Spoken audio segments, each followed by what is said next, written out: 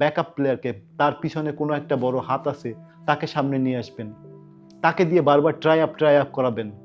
National team not a রিসার্চের জায়গা। National team এমন একটা জায়গা, এটা পড়াশোনার শেষ অধ্যায়, মানে পরীক্ষা দেওয়ার জায়গা। বিপিএল আলোচনায় দর্শক জনপ্রিয়তায় যে নামটা সবার আগে এসেছিল বা যে নামটা নিয়ে আমরা কথা বলেছিলাম, সেটা হচ্ছে সাব্বির রহমান রুম্মান। সাব্বির রহমান রুম্মান ঢাকা ক্যাপিটালসের প্রতিনিধিত্ব করছে। এই সাব্বির রহমান, সে কতটা কোয়ালিটিফুল ব্যাটসম্যান তার প্রথম ম্যাচটাই আমরা দেখেছি।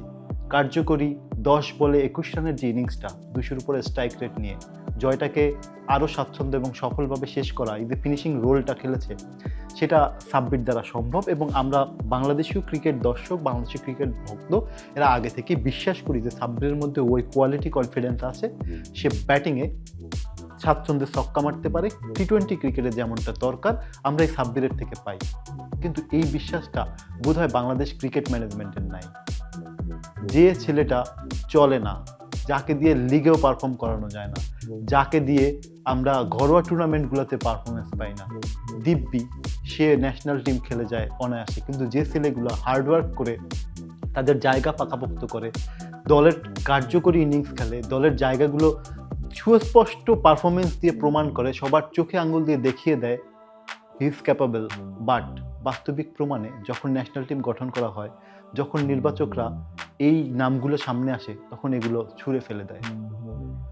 আশ্চর্যের বিষয়, আমরা একটু যদি সাইড বেঞ্চের দিকে তাকাই, কারো সমালোচনা না, জাকের আলী অনেক নোয়াখালীর প্রতিনিধিত্ব করছে। একসময় ভাবছিলাম যে তাকে ক্যাপ্টেন বানাবে, কিন্তু নোয়াখালীর মালিক অকপটে বলে দিচ্ছে তাকে জাকের আলীকে পছন্দ হয় না। কিন্তু যাকে ক্যাপ্টেন দেওয়া হয়েছে, সৈকত আলী, লাস্ট কোন টুর্নামেন্টে সে ক্যাপ্টেন্সি করছে, কোন বড় আসরে সে ক্যাপ্টেন্সি করছে, এই প্রশ্নটা আপনাদের কাছে। সেই জায়গা থেকে যখন জাকের আলীকে বাদ দিয়ে সৈকত আলীকে ক্যাপ্টেন করা হয়, এটা একটা সমালোচনার জায়গা ক্রিয়েট করে।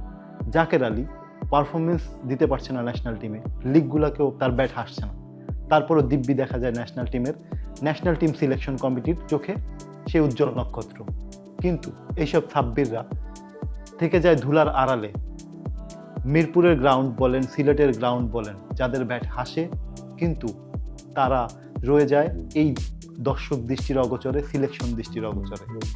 এই ক্রিকেটে উজ্জ্বল নক্ষত্রগুলোকে পিক আপ করা যেতে পারে এবং তাদের এই যে চিরযৌবনা ব্যাটকে ন্যাশনাল টিমের কাজে লাগানো, এটা হচ্ছে সিলেকশনের দক্ষতা হয়ে দাঁড়ায়।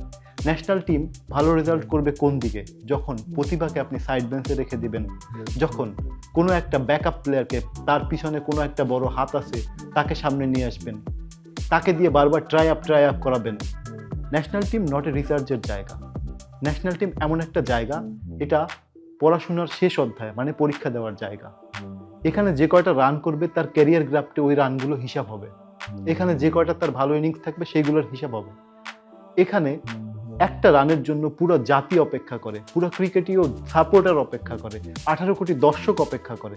সেই জায়গায় রিসার্চের নামে এরকম সলভ করে আন্ডার পারফরমেন্স প্লেয়ারদের নিয়ে আসেন এবং যারা পারফর্ম করতে পারে তাদেরকে সাইড বেঞ্চে রেখে দেওয়া, এটা ভণ্ডামি। ক্রিকেট আসলে ভণ্ডামি বিশ্বাস করে না।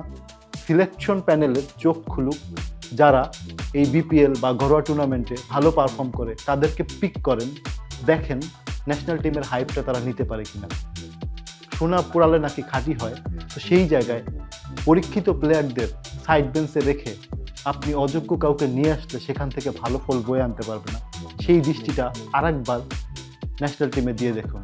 আশা করি আমাদের সামনে টি-20 ওয়ার্ল্ড কাপ আরও সুন্দর এবং সুন্দর ফলাফল নিয়ে বাংলাদেশের মাটিতে ফিরতে পারবে বাংলাদেশ টিম টাইগার।